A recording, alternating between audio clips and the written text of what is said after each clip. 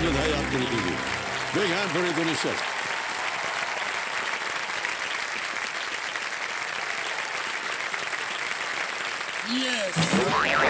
बहुत जोर से आपने किया, बधाई आपको रितु जी। सर मुझे मेरा टिश्यू दे देना, पर मैं रोऊंगी नहीं, क्योंकि आंसू आएंगे तो मैं आपको कैसे देखूंगी।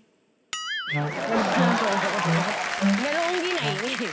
देखिए, तो टिश्यू का फायदा क्या हुआ, उसको क्या रखिएगा? क्योंकि सबको देते हो आप, तो मुझे भी दोगे। हमको देने में कोई आपत्ति सर नहीं है। देखो, सबकी कहानी है 22 साल की, मैं आपको सुनाऊंगी 32 साल की।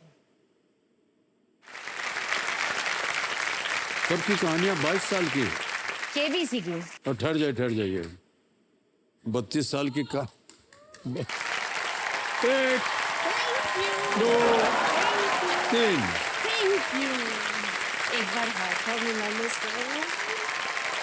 अच्छा सुनिए, अब 32 साल वाली कहानी बताइए। मैं बताऊंगी आराम ओके ठीक है, आराम से बताइए। देखो सज्जनों, मेरे सामने हॉट सीट पर बैठ गई हैं रितु निश्चल जी। ये एक ट्यूशन टीचर हैं और दिल्ली से आ रही हैं। रितु जी बहुत बहुत स्वागत आपका। थैंक यू और सर। क्या सब्जेक्ट पढ़ाती हैं आप? मैं 10th क्लास तक सारे सब्जेक्ट्स पढ़ा लेती हूँ वैसे तो। सारे सब्जेक्ट्स? हाँ, जो बच्चों को पढ़ना हो। एक्चुअली मेरा बच्चों से रिलेशन ऐसा होता है कि मैं उन्हें तो पढ़ाती हूँ, मैं उनसे भी पढ़ लेती हूँ। मैंने उनसे बहुत कुछ सीखा है। पहले तो मैं आपको बता दूं, जब मैं शो पर नई आई थी, मैं टीवी से आपको देखती थी, तो मुझे बहुत घबराहट हो रही थी कि मैं कैसे आपसे बात करूंगी। अब तो मुझको ऐसा लग रहा है आप मेरे सबसे अपने हो। मुझे बहुत कूल फील हो रहा है आपके सामने बैठकर।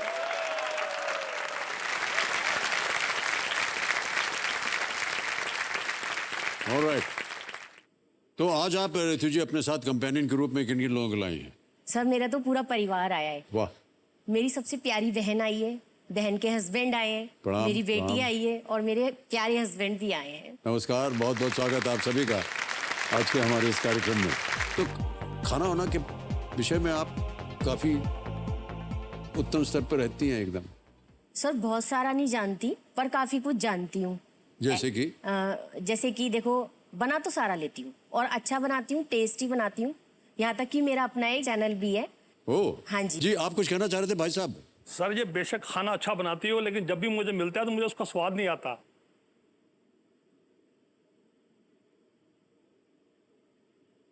या तो मुझे जानबूझ के देती है या गुस्से में देती है, इससे पता करना है मुझे आज आपके भरी महफिल में।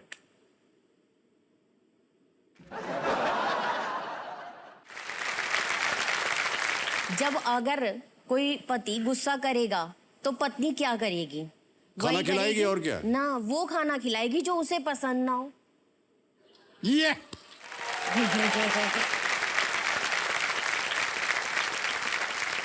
खाना तो खिलाएगी, पर वो जो उसे परिवार पसंद वाले ना सब हो। बहुत खुश हैं। बदला ले लिया अपने पति देव के साथ। ऑलराइट, लेकिन वो क्या गलत करते हैं जिसकी वजह से आप उनको? सर देखो, वो ना ओवर प्रोटेक्टिव है, पर इतना ज्यादा ओवर प्रोटेक्टिव है कि सड़क भी पार नहीं करने देते। सड़क भी हाथ पकड़ के पार कराते हैं। तो ये तो अच्छी बात हुई ना। अच्छी है सर, लेकिन आप सोचो कभी कभी तो कितना वो लगता है ना। नहीं, मतलब आप सड़क ही पार कर रही ना, कहीं भाग तो नहीं जा रही हैं? नहीं, वो सब नहीं है, भागने का चक्कर नहीं है। लेकिन अगर सड़क भी पार करनी हो तो उनको लगता है कि मैं सड़क भी पार नहीं कर सकती। और आप मानोगे, अब मैं दिल्ली से यहाँ तक बिल्कुल अकेले आई हूँ, सेल्फ।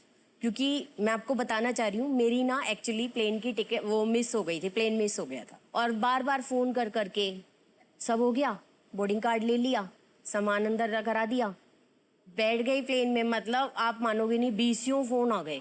मतलब उनको लगता है कि मैं कुछ कर ही नहीं सकती। नहीं, ये वजह नहीं है। वो तो केवल प्यार दिखा रहे हैं भाई हाँ, साहब। वो प्यार दिखाते रहते मैं हैं। गलत बोल रहा हूँ तो भी आप ना मेरे ना साथ ना मान सर, जाइए। धन्यवाद। प्यार तो भी बहुत ज्यादा दिखाते हैं। इसीलिए, और अगर आपको लगे कि बहुत बार फोन आ रहा तो फोन ऑफ कर दीजिए, क्या है उसमें? वो भी तो मन नहीं करता ना सर। हाय हाय।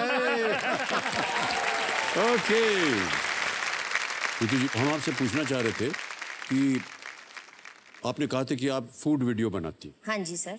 तो उनमें क्या बनाती हैं आप? खाना बनाती हूँ और उसे शूट करती हूँ, एडिट करके उसे अपलोड कर देते हैं। Oh okay. वो मेरा पैशन है, तो मैं एक वीडियो दिखाना भी चाहूंगी हाँ अपनी। बिल्कुल देखेंगे आप। नमस्कार, स्वागत है आप सबका मेरे चैनल बिंदास कुकिंग विद रितु में। तो चलिए बनाते हैं बहुत ही बढ़िया और टेस्टी गुलकंद और नारियल के लड्डू। सबसे पहले 4-5 बादाम, 4-5 काजू, 4-5 पिस्ता को अच्छी तरह भून लेंगे। 1 कप जो खोया है उसको भून लेंगे। 2 कप नारियल पाउडर डाल के उसे भी भून लेंगे। और जो हमने ड्राई फ्रूट लिया था उसको अच्छी तरह से गुलकंद और रंग थोड़ा सा पिंक कलर मिला के छोटी छोटी गोलियां बना देंगे और मावा और नारियल के अंदर बूरा मिलाएंगे, लड्डू बनाएंगे और बीच में इस तरह से भर लेंगे और अच्छी तरह से कवर करके बहुत ही अच्छे और टेस्टी लड्डू तैयार कर लेंगे। और नारियल की चूरी में अगर चाहें तो लपेट लेंगे। गार्निशिंग के लिए ऊपर से केसर और पिस्ता डाल सकते हैं। इस तरह से एक बहुत अच्छी मिठाई जो ज्यादा से ज्यादा 10 मिनट में तैयार हो जाएगी। पसंद आए तो लाइक, शेयर और सब्सक्राइब जरूर करें।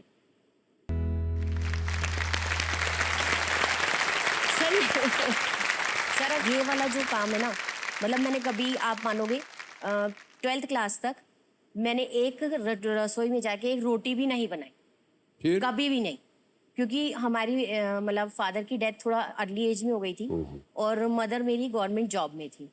पर उन्होंने हमारी पढ़ाई के लिए इतना स्ट्रिक्टली वो रूल फॉलो किया हुआ था कि हमें किचन में नहीं जाना, सारा काम वो करती थी। उनको सिर्फ ये था कि तुम पढ़ो। सबको बहुत अच्छे से पढ़ाया और 12th तक मैं बहुत अच्छी भी थी पढ़ाई में। उसके बाद तो बस आपकी एक मूवी देख ली और मेरा काम खराब, मतलब वो मेरी 32 साल की कहानी चालू हो गई, अच्छा, वहां से चालू। इतनी कथा बताने का वजह था कि वो आप आएंगी वो 32 साल 32 वाली साल बात की पर। कहानी।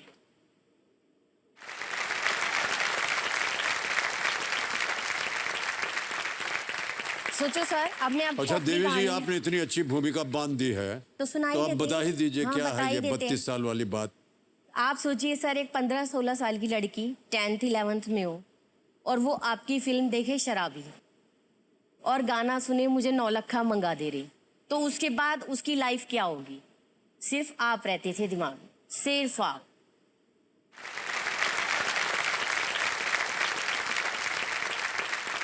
प्रैक्टिकल थी, पता था आपसे शादी होना तो पॉसिबल ही नहीं था, तो ऐसे आदमी से शादी कर ली। वो हमारे घर रेंट पे रहने आए, जस्ट लाइक दैट। ऐसे एंट्री की और मैं ऊपर फर्स्ट फ्लोर पे खड़ी थी, मेरे मुंह से निकला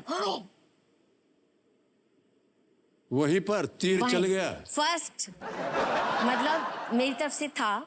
मुझे मतलब पहली नजर में, क्यों, उसका रीजन, वो लुक वाइज बिल्कुल उस समय आपके जैसे लगते थे, उतनी हाइट।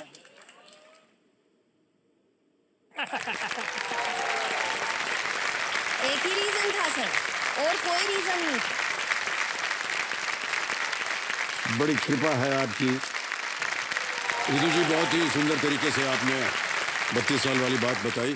हमारी शुभकामनाएं आपके साथ।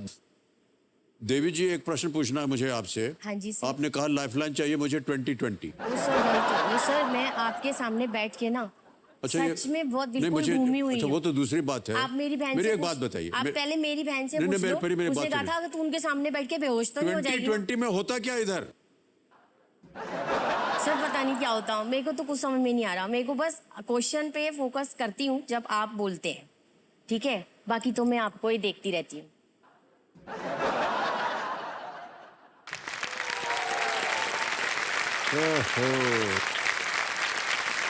रितु जी, 9 प्रश्नों का सही उत्तर दे दिया आपने। 1,60,000 रुपए जीत गई हैं। और अगला प्रश्न जो है ये 10वां प्रश्न है और यहाँ पर हम एक चेतावनी देते हैं अपने कंटेस्टेंट्स को कि इस एक मौके पर चांस बिल्कुल मत लीजिएगा, ये मौका दोबारा नहीं मिलेगा आपको। ठीक है सर। 10वां प्रश्न, 3,20,000 रुपए आपकी स्क्रीन के ऊपर ये रहा।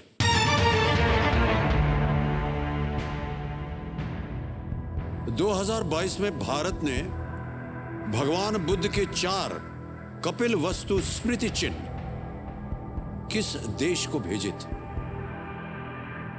In the year 2022, to which country did India send 4 Kapilvastu relics of Lord Buddha?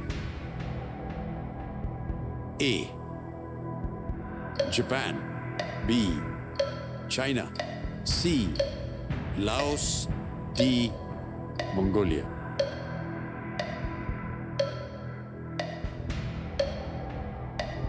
China और जापान को तो भेज नहीं सकता, शायद वो भी शायद मंगोलिया हो सकता है।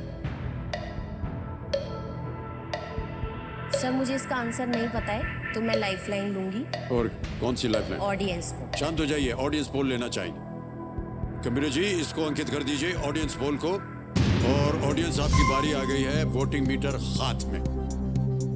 2022 में भारत ने भगवान बुद्ध के 4 कपिल वस्तु स्मृति चिन्ह किस देश को भेजे थे? A Japan, B China, C Laos, D Mongolia. और आपका समय शुरू होता है अब।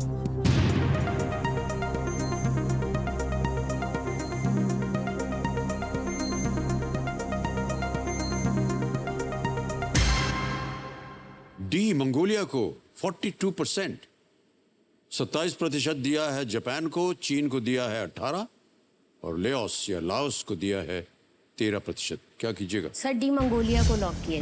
डी मंगोलिया पे ताला लगाया जाए। Well played audience, is the right answer.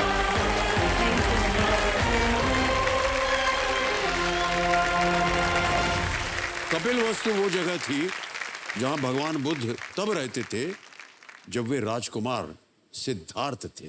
ये भगवान बुद्ध से जुड़ी वस्तुएं हैं और मंगोलिया में बौद्धों की बड़ी जनसंख्या रहती मंगोलिया में। इसलिए दोनों देशों के बीच संबंधों को मजबूत करने के लिए भारत ने इन रिलिक्स को उस समय भेजा था जब वो वहां मंगोलियन बुद्ध पूर्णिमा मनाते हैं। Well done. 10 प्रश्नों का सही उत्तर का मतलब होता है एक चेक आ रहा है आपके नाम। तालियां बज जाए इनके लिए बहुत जोर से।